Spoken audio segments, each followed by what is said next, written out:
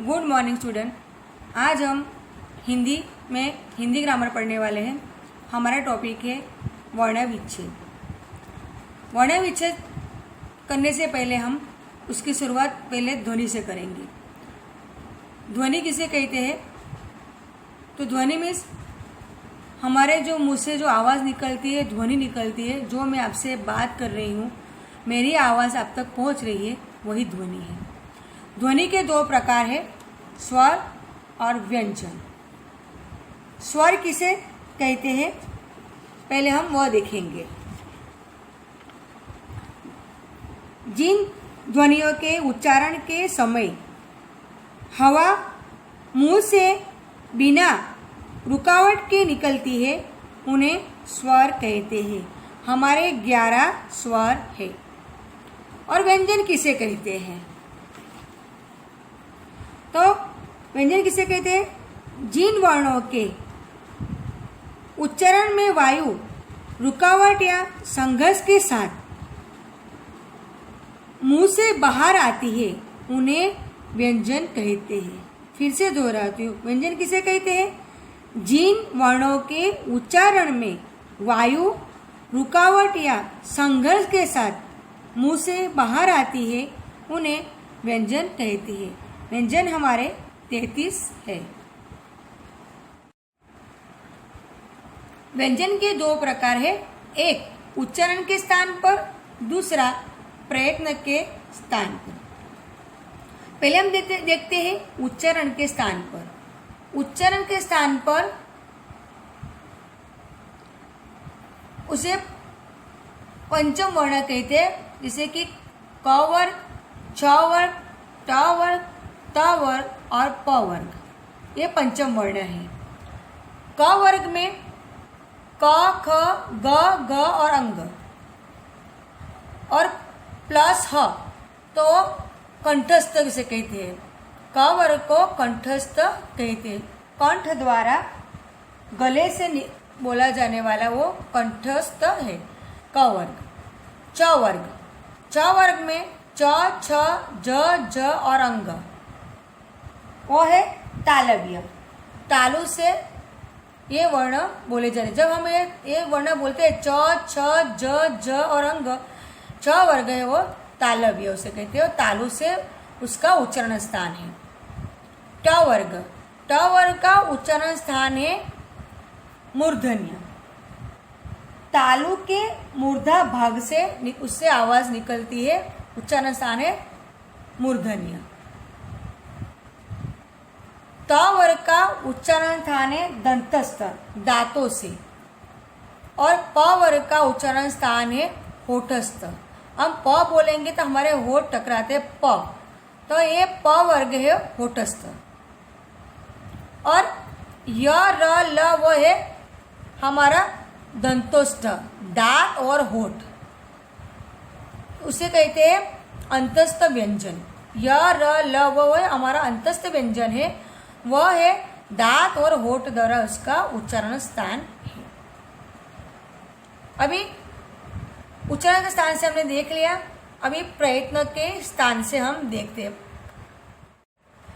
प्रयत्न के स्थान से 3 प्रकार है।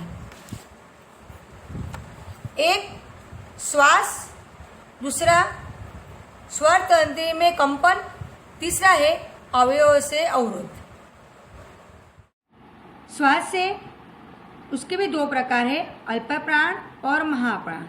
अल्प प्राण 31 है और महाप्राण 15। पहले हम देखेंगे अल्प प्राण किसे कहते हैं। जिन ध्वनियों के उच्चारण में वायु की मात्रा कम निकलती है, उन्हें अल्प प्राण व्यंजन कहते हैं। अल्प मीन्स कम और महाप्राण मीन्स ज़्यादा। तो इसमें हमारे कौन से वर्ण आएंगे? अंग, च, ज, इन्य, ट, ड, अण, त, द, न, प, ब, म, ड, य, र, ल और व। ये हमारे अल्प प्राण है। इसे बोलने में हमें थोड़ा कम समय लगता है। महाप्राण, तो महाप्राण हमारे कितना है? 15। तो महाप्राण किसे कहते हैं? जिन ध्वनियों के उच्चारण में श्वास वायु की मात्रा अधिक निकलती है उन्हें महाप्राण व्यंजन कहते हैं। जैसे कि ख, घ, छ, ज, ठ, ढ, द, ध, फ, ब, ढ, ह, न, म, ल। जैसे कि पहले हम पढ़ेंगे क, तो वो अल्पप्राण है, और ख वो है महाप्राण।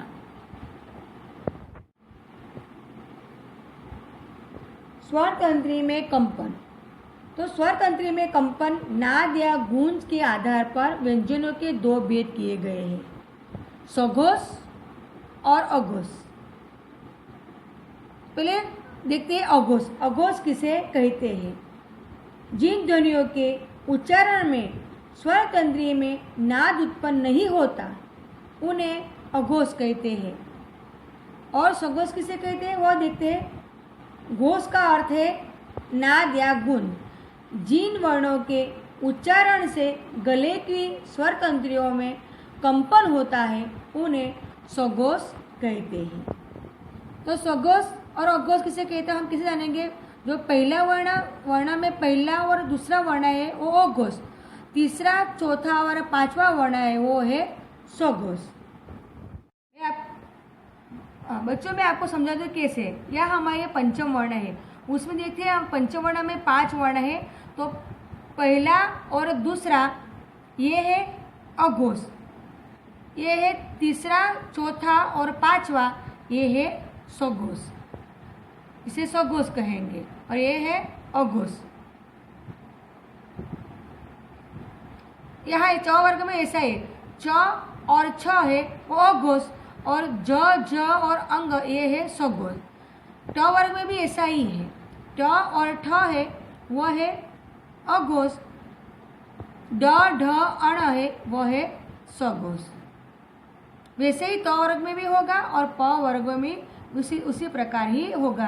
पहले जैसे कि वर्णमाला में हमारा पहला दूसरा, जैसे पंचम वर्ण में पहला और दूसरा है वो है अघोष, और तीसरा चौथा व पांचवा है वो है सघोष। प्रयत्न के स्थान पर अवयव के अवरोध उसके भी प्रकार है। पहला है स्पर्श। स्पर्श में आएगा क, ख, ग, ग, ट, ठ, ड, ध, त, थ, द, ध, प, फ, ब और ब। ये इस स्पर्श में जिन व्यंजनों के उच्चारण में जीभ या होठ दूसरे के मुख अवयव के साथ स्पर्श करके श्वास वायु को पूरी तरह रोक लेते हैं उसे स्पर्श व्यंजन कहते हैं। यह है स्पर्श संघर्षी। स्पर्श संघर्षी में हमारा पंचवर्ण में से च वर्ग पूरा आएगा। च वर्ग में हमारे कौन से वो तो आपको पता ही है। संघर्षी ऊष्म व्यंजन। संघर्षी ऊष्म व्यंजन में स, श, श और ह। ये संघर्षी को ऊष्म व्यंजन भी कहते हैं। ये अंतस्थ व्यंजन। अंतस्थ व्यंजन में य, र, ल, व। और अंतस्थ व्यंजन के भी 3 पेटा विभाग है, उक्षिप्त, पार्श्विक और लुंठित। तो उच्छिक में आएगा ड और ढ, पार्श्विक में ल और लुंठित में र। आपको एग्जाम में पूछा जाएगा लुंठित का कौन सा वर्ण है तो वह र, और पार्श्विक में कौन सा आएगा तो ल वर्ण।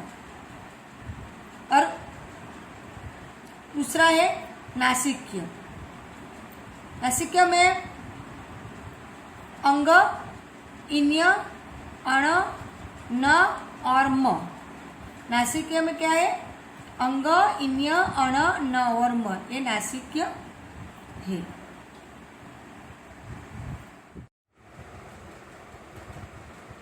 अब हम वर्ण विच्छेद किसे कहते हैं उसकी परिभाषा देखते हैं।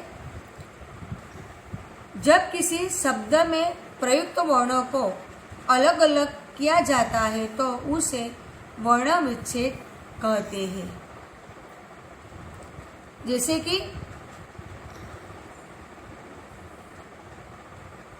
कमल, तो कमल का वर्ण विच्छेद हम करेंगे क हलन प्लस अ प्लस म हलन प्लस अ प्लस ल हलन प्लस अ, तो ये हुआ कमल।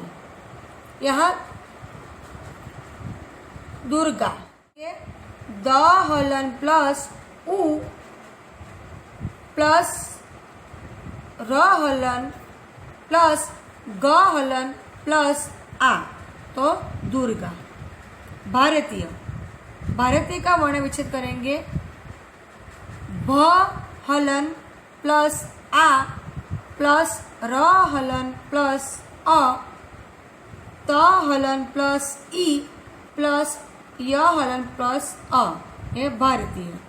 आभारी, आभारी का वर्ण विच्छेद करेंगे, आ प्लस भ हलन प्लस आ प्लस र हलन प्लस ई, तो आभारी। यह है वर्ण का विच्छेद। दूसरा हम कल देखेंगे।